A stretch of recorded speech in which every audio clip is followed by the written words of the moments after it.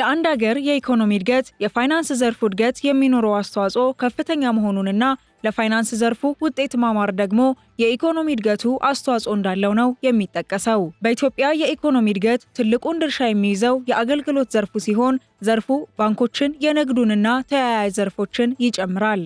በኢትዮጵያ ኢኮኖሚ ውስጥ ከሌሎች ዘርፎች በተለየ የፋይናንስ ተቋማት የትርፍ ምጣኔ እያደገ መሆኑ ነው በተለያየ ጊዜ የሚገለጸው። በሀገራችን ኢኮኖሚያዊ፣ ማህበራዊ እንዲሁም የውስጥና የውጭ ችግሮች አሉ በሚባልባቸው ጊዜያት ሁሉ የዚህ ዘርፍ እድገት ሳይቋረጥ መቀጠሉንና በተለይም ባንኮች እንደቀደሙት ዓመታት ሁሉ አሁንም እድገታቸውን አስቀጥለው እየተጓዙ ስለመሆኑ ይገለጻል። በሌላ በኩል ከኢንቨስትመንት አንጻር ሲታይም የኢኮኖሚ እድገት እየታየበት እንደሆነ በተለይም በኤክስፖርት ዘርፍ በየዓመቱ ከውጭ ንግድ የሚገኘው ገቢ እየጨመረ መሆኑ ነው የሚገለጸው።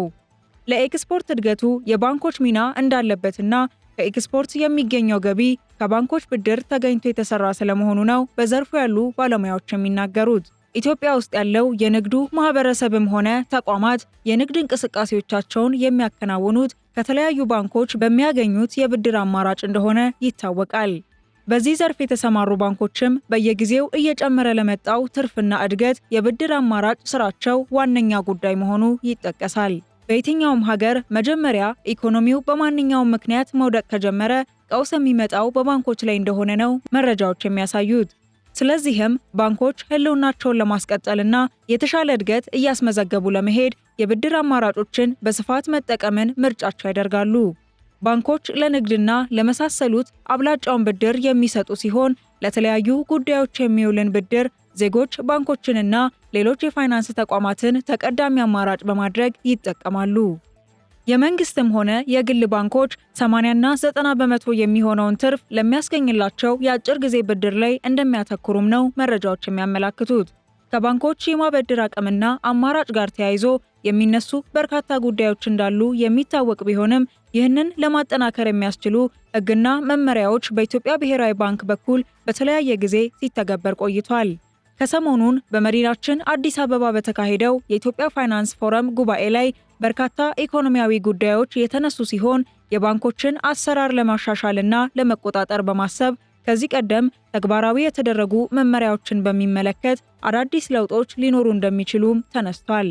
በተለይም ለባንኮች የጥሬ ገንዘብ እጥረት እንደ ምክንያት ሲጠቀሱ የነበሩትን አስገዳጅ የቦንድ ግዢና የብድር ጣሪያ ገደብ የሚደነግጉ መመሪያዎች እንደሚሻሩ ተገልጿል። ይህንን መነሻ በማድረግ በባንኮች ላይ ተጥሎ የነበረው የብድር ገደብ ያስከተለውን ተጽዕኖ እንዲሁም መመሪያው መነሳቱ ይዞት የሚመጣውን አዲስ ነገር በሚመለከት የተለያዩ የመረጃ ምንጮችን ጠቅሰን በዛሬው የገበያ ሚዲያ የቢዝነስ ትንታኔያችን ልንመለከተው ወደናል።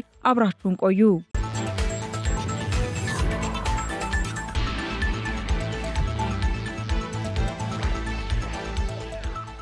የንግድ እንቅስቃሴዎችን ለማከናወን የተለያየ የብድር አማራጭ መኖር ያለው ጠቀሜታ የጎላ መሆኑ የሚታወቅ ነው።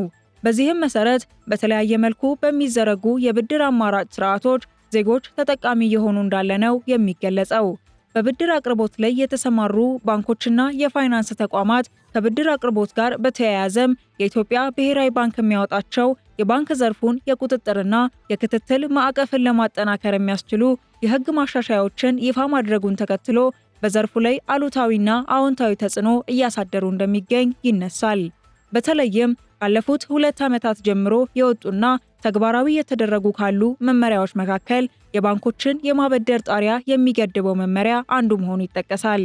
መመሪያዎቹ የተሻሻሉት በስራ ላይ ያለውን የባንክ ዘርፍ የቁጥጥር ስርዓት ከዓለም አቀፍ መርሆችና ተሞክሮዎች እንዲሁም የባንክ ዘርፍ ከደረሰበት እድገት ጋር የተጣጣመ ለማድረግ ሲሆን ከወጡ መመሪያዎች መካከልም በቀጥታም ሆነ በተዘዋዋሪ ከባንክ ጋር ተዛማጅነት ላላቸው አካላት በማንኛውም ጊዜ የሚኖረው አጠቃላይ የብድር ተጋላጭነት ከባንኩ ጠቅላላ ካፒታል ከ15 በመቶ እንዳይበልጥ፣ በቀጥታም ሆነ በተዘዋዋሪ ከባንክ ጋር ተዛማጅነት ላላቸው አካላት በሙሉ በማንኛውም ጊዜ የሚኖር አጠቃላይ የብድር ተጋላጭነት ከባንኩ ጠቅላላ ካፒታል ከ35 በመቶ እንዳይበልጥ እንዲሁም አንድ ባንክ ተዛማጅ ከሆኑ ጋር ግብይት ሲፈጽምም ሆነ ተዛማጅ ካልሆኑ ወገኖች ጋር ግብይት ሲፈጽም ተግባራዊ በሚደረጉ ሁኔታዎች ላይ ተመሳሳይ በሆነ መልኩ እንዲሆንና ከዚህ በተለየ ሁኔታ እንዳይፈጸም የሚሉ መመሪያዎችን ጨምሮ የባንኮችን ዓመታዊ የብድር መጠንን የሚገድበው መመሪያ ተጠቃሽ ነው።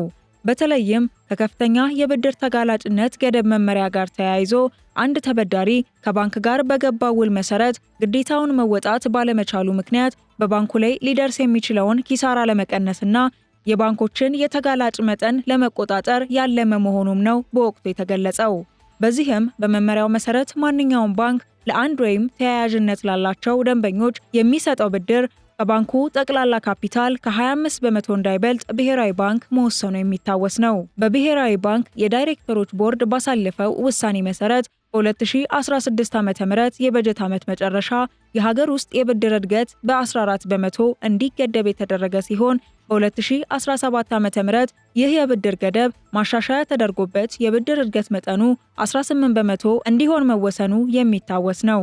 እነዚህ ማሻሻያዎች የዋጋ ንረትን በወሳኝና ተከታታይ በሆነ ሂደት ለመቀነስ ያለሙ መሆኑንና ባለፉት ዓመታት በኮቪድ ጦርነትና ድርቅ፣ የመንግስት ገቢ ማነስ፣ የውጭ ጫና መብዛትና በመሳሰሉት ምክንያቶች የተነሳ በሀገሪቱ ያለው የገንዘብ ችግር ሰፍቶና ጎልቶ በመታየቱ በዚህም ምክንያት የመንግስት የበጀት ጉድለት መጨመሩ እንዲሁም የውጭ ብድርና እርዳታ ውስን ከመሆኑ ጋር ተያይዞ አብዛኛውን የበጀት ጉድለት ከሀገር ውስጥ የገንዘብ ምንጮች በሚገኝ ብድር ለመሸፈን ግዴታ ውስጥ ገብቶ የቆየ በመሆኑ እንደሆነም ነው ባንኩ በወቅቱ ባወጣው መግለጫ ላይ የገለጸው።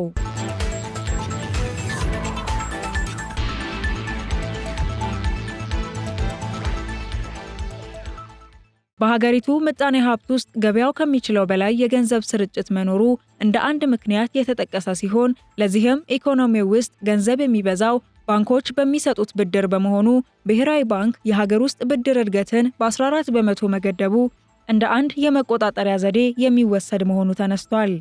ይህም በቀጥታ ኢኮኖሚ ውስጥ ያለውን ገንዘብ ለመቆጣጠር የብድር መጠንን መገደብ እንደሆነ የሚገልጹት የምጣኔ ሀብት ባለሙያው አብድል መናን መሐመድ ዓላማውም የዋጋ ግሽበትን ለመቀነስ ነው ሲሉ ማሻሻያው በተደረገበት ወቅት ተናግረዋል።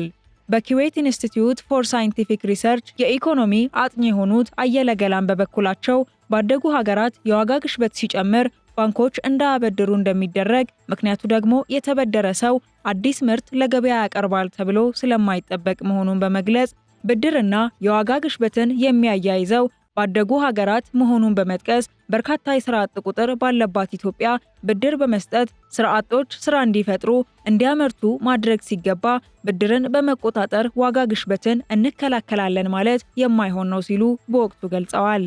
ባለሙያው አክለውም ውሳኔው ከፍተኛ የኢኮኖሚ እንቅስቃሴ መቀነስን ሊያስከትል እንደሚችል በመጥቀስ በብድር የሚንቀሳቀሰው የግንባታው ዘርፍ ብድር የማጣትና የንብረት ዋጋ ሊቀንስ እንደሚችል እንዲሁም ውሳኔው የባንኮችን የማበደር አቅም ስለሚገድብ ባንኮች ተበዳሪዎችን መምረጥና ሬሽን ውስጥ እንዲገቡ እንደሚያደርጋቸው፣ በተጨማሪም ባንኮች የማበደር ወለዳቸውን ሊጨምሩ እንደሚችሉም አንስተዋል።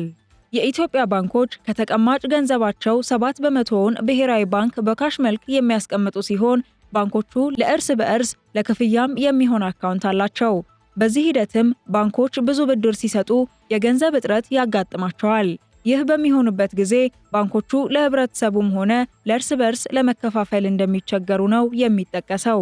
ከዚህ ጋር ተያይዞ በዋናነት የሚነሳውም የትኛውም አይነት ንግድ የሚጀመረው በብድር በመሆኑ የስራ ዕድል ከመፍጠር አንጻር ማሻሻያው የብድር አቅርቦት ላይ ጫና ስለሚፈጥር በዋጋ ግሽበት ላይ ይህ ነው የሚባል ለውጥ እንደማይኖረው ማሻሻያው በተደረገበት ወቅት ሀሳባቸውን ያጋሩ የምጣኔ ሀብት ባለሙያዎች ገልጸዋል። ይህ በእንዲህ እንዳለ በኢትዮጵያ ብሔራዊ ባንክ የተቋቋመው የገንዘብ ፖሊሲ ኮሚቴ በተያዘው በጀት ዓመት ታህሳስ ወር ላይ ባካሄደው ስብሰባ የባንኮች ዓመታዊ ብድር እድገት መጠን ላይ የተደረገውን 14 በመቶ ገደብ ወደ 18 በመቶ ከፍ እንዲል መወሰኑ የሚታወስ ነው። በዚህም በባንኮች ዓመታዊ ብድር እድገት ላይ ገደብ መጣሉ ተገቢና መቀጠል ያለበት መሆኑ የተጠቀሰ ሲሆን በወቅቱ ባጋጠመው የጥሬ ገንዘብ ሀብት እክል ምክንያት እንዲሁም ከጠቅላላ የሀገር ውስጥ ምርት እድገት አንጻር ከፍተኛ የገንዘብ ዝውውር ቅናሽ በኢኮኖሚ ውስጥ በመፈጠሩ ማሻሻያዎችን ማድረግ አስፈላጊ መሆኑ ተጠቅሷል።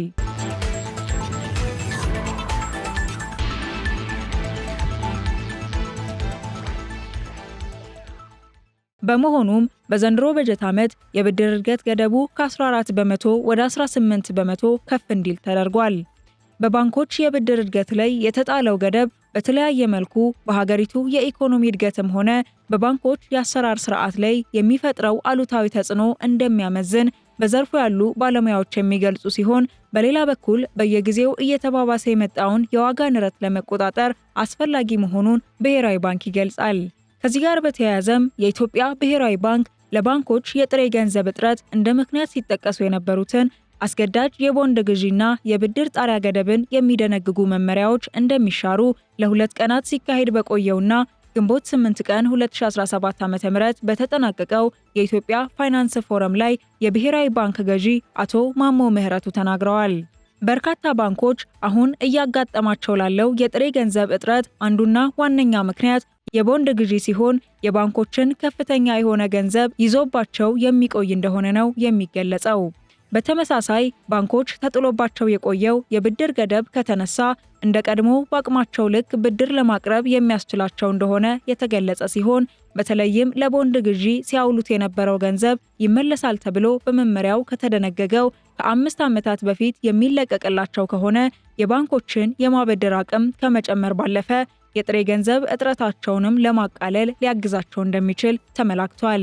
የባንኮችን የብድር መጠን የሚገድበው መመሪያ መጀመሪያ ሲወጣ ዓመታዊ የብድር ምጣኔያቸው ከ14 በመቶ መብለጥ እንደማይኖርበት ነው።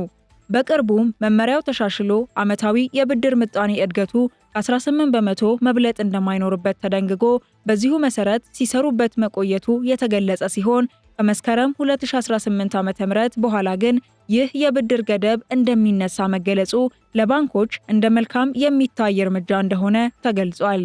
ከለውጥ እርምጃዎቹ ባሻገር የብድር ጣሪያ የፖሊሲ አቅጣጫዎችን በተመለከተም ባንኮች ሙሉ በሙሉ ወደ ዋጋ ተኮር ስርዓት የሚገቡበት አሰራር እንደሚዘረጋ የብሔራዊ ባንክ ገዢው ማሞ ምህረቱ በፎረሙ ላይ ማንሳታቸው ተጠቁመዋል። የባንኮችን ዓመታዊ ብድር እድገት የሚገድበው መመሪያ የሚነሳ ከሆነ ቀደም ሲል የተጠቀሱ ችግሮችን ማለትም የጥሬ ገንዘብ እጥረት፣ የዋጋ ንረት፣ የስራ አጥነት ችግር የሚቀርፍ መሆኑ የተገለጸ ሲሆን በተለይም ለባንኩ ዘርፍ እድገት የሚያበረክተው አስተዋጽኦ የጎላ እንደሆነም ነው እየተጠቀሰ የሚገኘው።